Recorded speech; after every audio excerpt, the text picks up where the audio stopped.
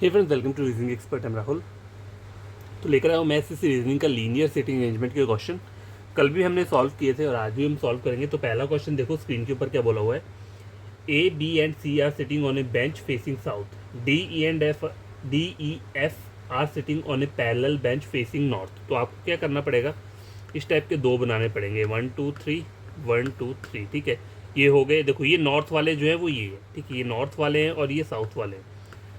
ठीक है, तो नॉर्थ वाले को साउथ वाले क्या बोला है, ए बी सी साउथ वाले हैं, ए बी सी, और नॉर्थ वाले जो है वो डी ई एफ है। ठीक है, ये हो गया यहाँ पे।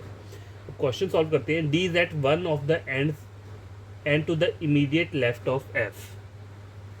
ठीक है, वन ऑफ द एंड और इमीडिएट लेफ्ट ऑफ एफ, इसका मतलब क्या है, अगर डी को एंड में होना होगा तो डी यहाँ तो हो नहीं सकता, डी यही होगा, तभी immediate left of F, F के इमीडिएट लेफ्ट में डी आएगा। ठीक है, और डी ई जो है वो यहाँ पे आ जाएगा। ठीक है, एक स्पेस जो बचेगा, क्योंकि टोटल 3 ही है। देखो डी और ई का स्पेस ऑक्यूपाई हो गया, तो एफ जो है वो, सॉरी, डी और एफ का स्पेस जो है वो ऑलरेडी आ गया, तो एक बचता है, तो ई की पोजीशन यहीं पे रहेगी। ठीक है, आगे बढ़ते हैं। B is facing D. ठीक है, बी इसको फेस कर रहा है, डी को फेस कर रहा है। ठीक है, ये हो गया। C is to the right of A. ठीक है, अब देखो ए के राइट में कौन है, सी है, तो सी जो आएगा वो आएगा यहाँ पे। ठीक है, तो ये आपका फाइनल डायग्राम निकल के आ चुका है। क्वेश्चन देखो क्या बोल रहा है, हु इज फेसिंग ए। ए को फेस कौन कर रहा है, ई फेस कर रहा है। इसका मतलब ऑप्शन नंबर ए जो है इसका क्या रहेगा, करेक्ट आंसर रहेगा। अब गैस देखो क्वेश्चन नंबर सेकंड जो है, इसमें क्या है, इसमें दो टाइप का, मतलब फेसिंग नॉर्थ और साउथ दोनों टाइप का है। ठीक है, ये वाला क्वेश्चन। तो आपकी स्क्रीन के ऊपर आप देखो, 8 people are sitting in 2 parallel rows with 4 people each in such a way that there are equal distance between adjacent person. इसका मतलब क्या है, टोटल कितने, 8 है ना टोटल। तो देखो, तो 4 यहाँ पर आएंगे जो कि नीचे देख रहे होंगे साउथ में। ठीक है, और 4 आएंगे यहाँ पे जो ऊपर देख रहे होंगे साउथ को। इस टाइप का बन गया ये फिगर। एक्स्ट्रा बना सकते हो अगर पॉसिबिलिटी के लिए बनाना है। अगर देखते हैं एक ही डायग्राम में अगर बनता है आंसर तो सही है, नहीं तो एक्स्ट्रा डायग्राम बना लेंगे। ठीक है, आगे क्या बोल रहा है, in row 1 1 2 3 and 4 are seated and all of them are facing south. मतलब यहाँ पे 1 2 3 4 ये नंबर्स इस वाली जगह पर आएंगे, कहीं पे भी आएंगे। ठीक है, क्योंकि ये सब के सब क्या कर रहे हैं, साउथ को देख रहे हैं। और बाकी नंबर बोला है 6 7 8 9। In row 2 6 7 8 9 are seated and all of them are facing north. 6 7 8 9, 6 7 8 और 9। ठीक है, ये ऊपर को देख रहे हैं। आगे क्या बोल रहा है, 1 and 2 are not seated at the extreme end. ठीक है, 1 एंड 2, मतलब 1 और 2 यहाँ नहीं आ सकते, तो 1 और 2 इन दोनों वाली जगहों में किसी में से एक जगह पे आएगा। ठीक है, आगे क्या बोल रहा है, and 1 sits to the immediate left of 2। देखो 1 बोला है 2 के इमीडिएट लेफ्ट में, तो 2 का जो राइट है वो ये, तो 2 का इमीडिएट लेफ्ट क्या होगा, ये होगा। तो 1 जो बैठेगा वो क्या बैठेगा, यहाँ पे बैठेगा। और ये दोनों के दोनों एक्सट्रीम एंड्स पे नहीं बैठे, मतलब लास्ट वाले जगह पे दोनों नंबर्स नहीं आ सकते, इसलिए यहाँ पे रहे। और मैंने ये कैसे बनाया, देखो वहाँ पे हमें लिखा हुआ है, वहाँ पे and 1 sits to the immediate left of 2। मतलब अगर 2 को मैं यहाँ बनाऊंगा तो इसका इमीडिएट लेफ्ट क्या होगा, ये वाला होगा। तो 1 को क्या आना पड़ेगा, यहाँ पे आना पड़ेगा, इसलिए ये वाला इस तरीके से बनाया है। ठीक है, आगे बढ़ते हैं। 9 एंड 7 सिट ऑपोजिट। देखो 9 एंड 7 सिट ऑपोजिट 1 एंड 2। ठीक है, 9 और 7 इसके ऑपोजिट बैठे हुए हैं, लेकिन ये नहीं पता मुझे अब कौन सा कहाँ पे आएगा। तो मैं क्या करता हूँ, इस तरीके से 9 7 को लिख लेता हूँ। ठीक है, क्या बोला है, 9 and 7 sit opposite to 1 and 2 and 7 sits exactly opposite 1। 7 जो बोला है ऑपोजिट है 1 के, तो ये मुझे पता चल गया कि यहाँ पे 7 ही आएगा और 9 जो है वो क्या आएगा यहाँ पे। ठीक है, ये मुझे क्लियर हो गया इतना। आगे देखो क्या बोला हुआ है, 7 is not the immediate neighbour of 6। इसका मतलब ये है 6 जो है वो यहाँ पर आएगा, 6 यहाँ नहीं आ सकता क्योंकि मना किया 7 के साथ नहीं आएगा, तो 6 यहाँ आ गया, 6 7 8 जो है वो यहाँ पे आ जाएगा। ठीक है, और क्या रहता है आगे, who sits at the extreme right corner of row 2 facing north. ठीक है, ये बोला हुआ है। देखो यहाँ पर 3 और 4 से रिलेटेड हमें कुछ भी नहीं बोला हुआ है क्वेश्चन के अंदर, तो हम क्या करेंगे, 3 और 4 इधर यहाँ आ सकता है या फिर यहाँ आ सकता है। ठीक है, इसलिए इस टाइप का हमने बना लिया।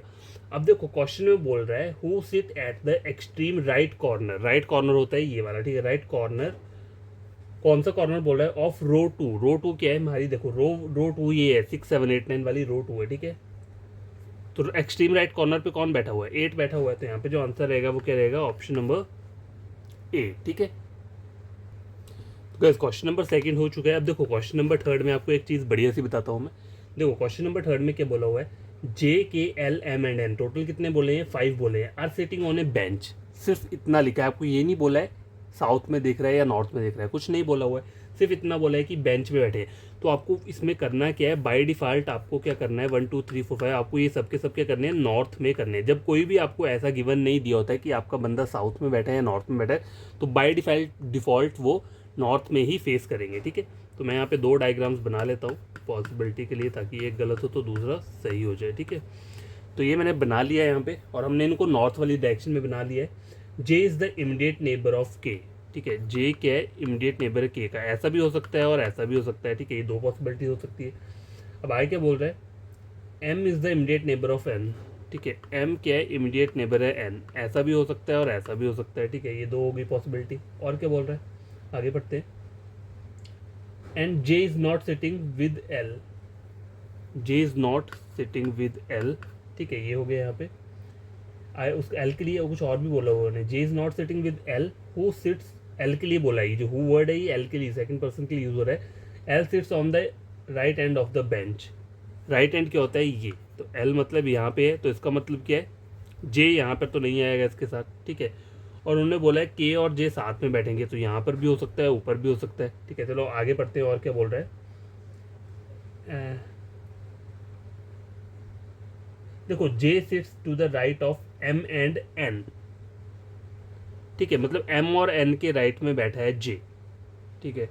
अगर एम और एन यहाँ ले लूँ तो उसके राइट में जे बैठा है। अब गैस देखो इस स्टेटमेंट को पढ़ो, यहाँ पे लिखा है ना, J sits to the right of M and N, इसका मतलब बोला है कि जे जो है राइट में बैठा है कहाँ पे, एम और एन के, लेकिन इसका मतलब ये नहीं है कि इमीडिएट राइट में बैठा हुआ है। इन्होंने बोला है राइट में कहीं भी हो सकता है, ठीक है। एम और एन के राइट में कहीं भी हो सकता है, ठीक है, जे लेकिन इमीडिएट में नहीं है, ठीक है। तो सपोज करो एक बार मैं जे को यहाँ बनाता हूँ, जे क्योंकि यहाँ नहीं आ सकता, एक बार मैंने जे को कहाँ बना लिया, यहाँ पे बना लिया, ठीक है। 2 पॉसिबिलिटी ये बना ली मैंने। और एम और एन के राइट में बोला है, वो बैठा हुआ है ना। तो एक और लास्ट की पहले स्टेटमेंट पढ़ लेता हूँ, M sits to the right of N, ठीक है। बोला एम जो बैठा है वो एन के राइट में बैठा है, ठीक है। तो एन अगर मैं यहाँ लेता हूँ, तो अगर एम को यहाँ लेता हूँ, ठीक है, और के ऑटोमेटिकली यहाँ पे आ जाएगा, ठीक है। अब इस वाली इसमें यहाँ पर देखो, एम और एन के राइट में जे बोला है ना, तो यहाँ पर अगर मैं एम तो ले लूँगा, लेकिन एन के राइट में जे नहीं आएगा, फिर वो लेफ्ट में आएगा। इसका मतलब ये डायग्राम क्या हो जाएगा मेरा, गलत डायग्राम हो गया, ठीक है। तो ये जो है ये फाइनल डायग्राम बन के आया हुआ है हमारा। ऊपर वाला गलत हो गया क्योंकि यहाँ पे देखो कंडीशन बोली थी कि एम और एन के राइट साइड में जे आएगा, लेकिन इसका मतलब ये नहीं होता है कि एम के इमीडिएट राइट में जे आना चाहिए या फिर एन के इमीडिएट राइट में जे आना चाहिए। मतलब एम और एन पहले आएंगे और जे कहीं से लास्ट में है, पर वो आएगा इन दोनों के राइट में। और यहाँ पे ऐसा था कि एम के राइट में तो जे आ रहा है, लेकिन यहाँ पे फिर मैं एन अगर यहाँ लिखूँ यहाँ, तो वो लेफ्ट में आ रहा है जे, ठीक है। इसलिए मुझे ये वाला डायग्राम गलत करना पड़ा और ये वाला मेरा डायग्राम क्या हो गया, ट्रू हो गया। अब देखो क्वेश्चन पढ़ते हैं क्या बोला है, in which position is J sitting. देखो जे कहाँ बैठा है, 1 2 3, थर्ड टू द लेफ्ट और 1 2 3 थर्ड टू द राइट, ठीक है। तो यहाँ पे ऑप्शन पढ़ते हैं, थर्ड फ्रॉम द लेफ्ट बोला है, लेकिन थर्ड फ्रॉम द राइट नहीं बोला है, तो मैं उसी को सिलेक्ट करूंगा, ऑप्शन नंबर ए को, थर्ड टू द लेफ्ट, ठीक है। लेफ्ट से थर्ड नंबर पे जे बैठा है, और यहाँ से देखा जाए तो राइट से भी क्या है, थर्ड नंबर पर, लेकिन ऑप्शन में मुझे राइट से नहीं दिया है, वहाँ पे मुझे सिर्फ लेफ्ट से दिया है, इसलिए मैंने ऑप्शन नंबर ए को क्या किया, आंसर सेलेक्ट किया है, ठीक है। यार ये वाला क्वेश्चन देखो, क्वेश्चन नंबर 4, ये भी बड़ा इंटरेस्टिंग क्वेश्चन है। 4 males P1 P2 P3 P4 are sitting in a row facing towards the north, ठीक है। मतलब ये नॉर्थ में आ रहे हैं 1 2 3 4, और दूसरे जो आएंगे वो साउथ में आएंगे, मतलब P1 P2 P3 और P4 यहाँ पे आएंगे, ठीक है। आई के बोला हुआ है, and 4 females A1 A2 A3 A4 are sitting in a row facing towards the, लिखे देखो यहाँ पे ऑप्शन एग्जामिनर ने क्या मतलब माइंड लगाया है अपना, देखो मैं आपको बताता हूँ। पहली स्टेटमेंट पढ़ो, 4 males P1 P2 P3 and P4 are sitting in a row facing towards the north. ये तो मुझे पता चल गया कि ये नॉर्थ में देख रहे हैं, मतलब ये 4 जो है ये क्या है, मेल्स हैं, ठीक है, ये मेल्स है, ये नॉर्थ में देख रहे हैं। अब इनके लिए इन्होंने क्या स्टेटमेंट दी है, and 4 females A1 A2 A3 और A4, ठीक है, ये फीमेल्स हो गई। और इनके लिए बोला क्या इन्होंने, are sitting in a row facing towards the face of these males. देखो किस तरीके से लिखा है, ऐसा नहीं लिखा है कि फेसिंग टुवर्ड्स द साउथ, इन्होंने लिखा है फेसिंग टुवर्ड्स दीज मेल्स, मैं थोड़ा कंफ्यूज करने के लिए लिखा हुआ है, ठीक है। तो आपको इन कन्फ्यूजन में नहीं जाना है, आपको वहाँ पे बढ़िया तरीके से क्वेश्चन पढ़ना है, ठीक है। तो ये मैंने डायग्राम सेटअप बना लिया हुआ है। अब आगे देखते क्या बोल रहा है। P1 and P4 seats at the end, ठीक है, P1 और P4 एंड में बैठेंगे, लेकिन यहाँ पे पॉसिबिलिटी क्या बन रही है, देखो 1 2 3 4 1 2 3 4, P1 और P4 जो बोला है इन्होंने एंड में बोला है, तो इस वाले डायग्राम में मैंने P1 P4 को ऐसे बना दिया और इस वाले डायग्राम में P1 P4 को ऐसे बना दिया, ठीक है, ये हो गया यहाँ पे। आगे क्या बोला हुआ है, A3 and P2 are facing each other, A3 and P2 facing each other, ठीक है, तो साइड में लिख लेता हूँ, सॉरी यहाँ लिख लेता हूँ, A3 एंड P2 एक दूसरे को फेस कर रहे हैं, ठीक है, ये हो गया। A4 is second to the left of A3,